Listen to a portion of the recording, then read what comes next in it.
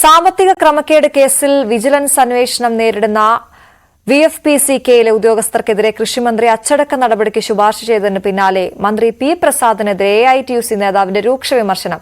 അഴിമതി വിരുദ്ധ പോരാട്ടത്തിന്റെ ക്രെഡിറ്റ് സ്വന്തം അക്കൌണ്ടിൽ വരുത്താനുള്ള ശ്രമമാണ് കൃഷിമന്ത്രി നടത്തുന്നതെന്നാണ് ആക്ഷേപം. സാമ്പത്തിക ക്രമക്കേട് കേസിൽ വിജിലൻസ് അന്വേഷണം നേരിടുന്ന VFPCK ഉദ്യോഗസ്ഥർക്കെതിരായ വകുപ്പുതല നടപടി വൈകുന്ന വാർത്ത ന്യൂസ് 18 കഴിഞ്ഞ ദിവസം പുറത്തുവിട്ടത്. ഇത് മന്ത്രിയുടെ മാത്രം അച്ചീവ്മെന്റ് ആയി സ്വന്തം സ്ഥാപനത്തിലെ സ്വന്തം ചെയർമാനായിരിക്കുന്ന സ്ഥാപനത്തിലെ ജീവനക്കാരുടെ അഴിമതി കണ്ടെത്തി അവരെ നേരിട്ട് മുഖം നോക്കാതെ നടപടിയെടുത്ത ധീരനായ വ്യക്തിയായിട്ട് ഒരു പ്രതിച്ഛായ കൊടുക്കണം എന്നുള്ള രീതിയിൽ മാധ്യമ സ്ഥാപനങ്ങളിൽ വിളിച്ചു പറഞ്ഞ ഇത്രയും അല്പനായ ഒരു ചെയർമാൻ.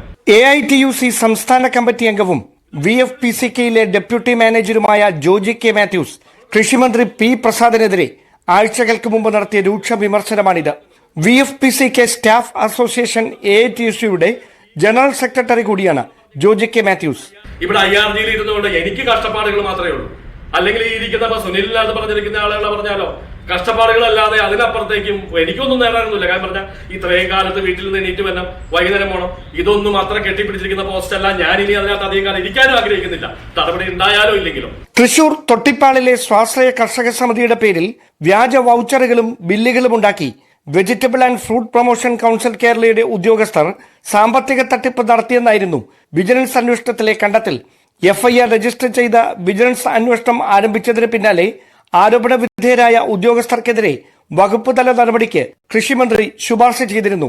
എന്നാൽ യൂണിയൻ നേതാക്കളുടെ ഇടപെടലിനെ തുടർന്ന് ആരോപണ വിധേയർക്കെതിരായ നടപടി വൈകുന്ന വാർത്ത ന്യൂസ് 18 കഴിഞ്ഞ ദിവസം പുറത്തുവിട്ടു.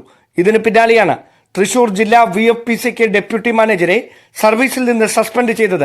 അതേസമയം സ്ഥാപനത്തിലെ ഡെപ്യൂട്ടി മാനേജരായ TS പ്രവീണിനെതിരായ ഇടക്കാല ഉത്തരവ് 1 മാസത്തേക്ക് മരവിപ്പിക്കാൻ ഹൈക്കോടതി ജഡ്ജി സിയാദ് റഹ്മാൻ നേരത്തെ ഉത്തരവിട്ടിരുന്നു. ശേഷിക്കുന്നവർക്കെതിരായ വകുപ്പുതല നടപടി ഉടൻ ഉണ്ടാകുമെന്നാണ് VFPCK ചീഫ് എക്സിക്യൂട്ടീവ് ഓഫീസറുടെ വിശദീകരണം. ന്യൂസ് 18 തിരുവനന്തപുരം.